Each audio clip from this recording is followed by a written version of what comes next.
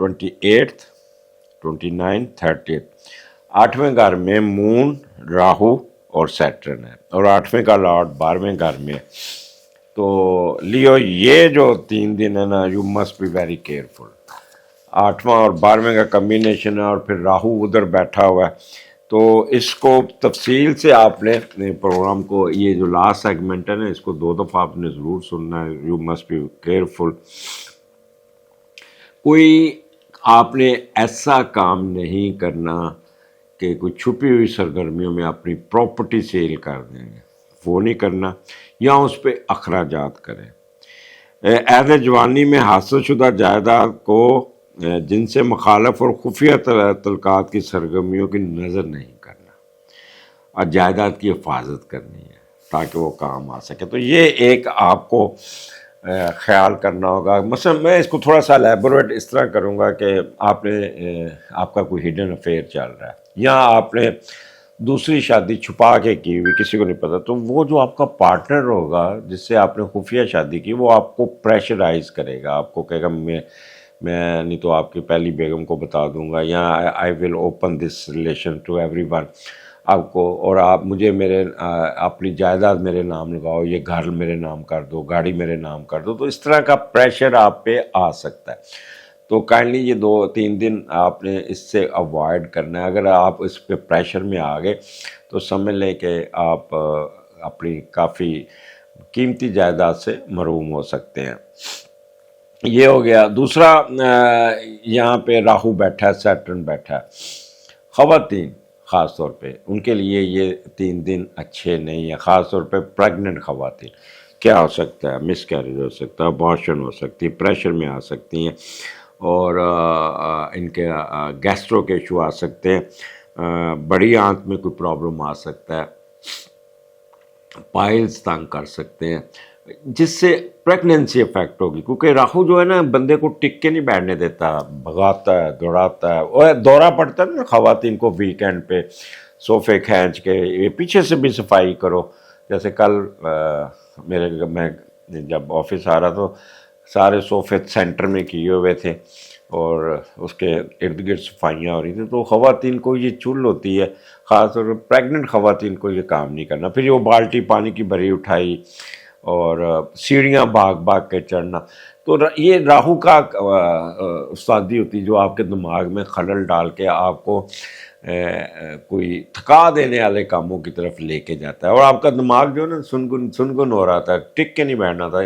या अपना सासू माँ की कोई बात चुभ गई, उसने कोई तंज कर दी, तो गुस्से में आके फिर पूरे घर की उखाड़ पछाड़ कर देनी। उसका फिर रिज़ल्ट ये होता है कि बंदा जो है ना, वो प्रेगनेंसी उसकी अफेक्ट हो जाती है।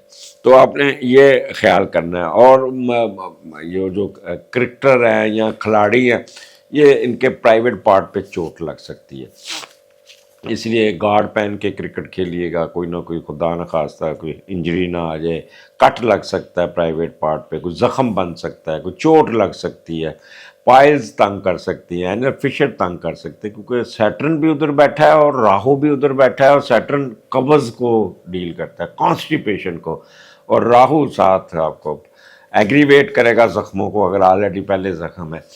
तो वहाँ पे जब मून आएगा तो वो मामला चुक के रखेगा। ये हो गया। नंबर 3, आपको इमिग्रेशन की तरफ से कोई ना कोई पेश रफ्त आ जाएगी, आपकी पॉजिटिव खबर सुनने को मिलेगी, और मे बी आप ट्रैवल कर रहे हो और उदासी होगी आपके ऊपर ना। वो देखें, मुल्क को छोड़ के दूसरे मुल्क में बसना, एक तो खुशी होगी, लेकिन यहाँ पे आप उदास बैठे होंगे।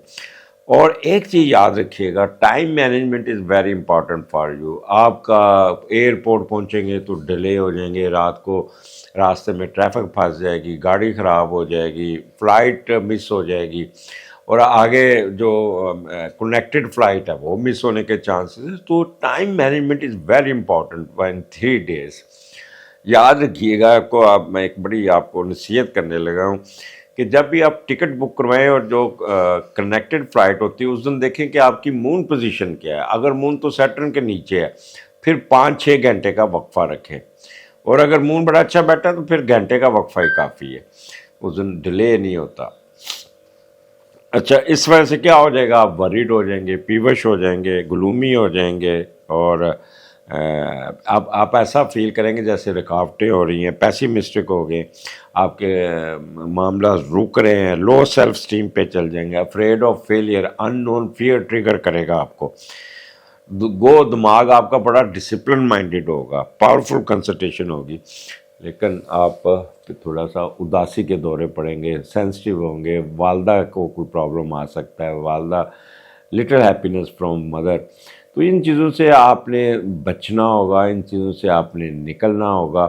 اور راہو آپ کو نا نیگیٹو تھاٹس دلائے گا، کہے گا کھبی کرو گے، کھبی مارو گے سجی، ادھر کی ادھر، انڈر کارپٹ، اور سازش کرنا، انٹریگ کرنا، اور دوسروں کے بارے میں سوچ سوچ کے ہلکان ہونا، دوسروں کے بارے میں نیگیٹو سوچنا. دوسرا بد دعا نہ دیجیے گا، اس دن آپ کی بد دعا، بیڈ پرے، وہ فوراً سنی جائے گی. تو کائنڈلی غصے میں آ کے کسی کو بیڈ پرے نہیں کرنی، بد دعا نہیں دینی. اگلے پروگرام میں پھر ملاقات ہوگی. لیو اجازت دیجیے، اللہ حافظ.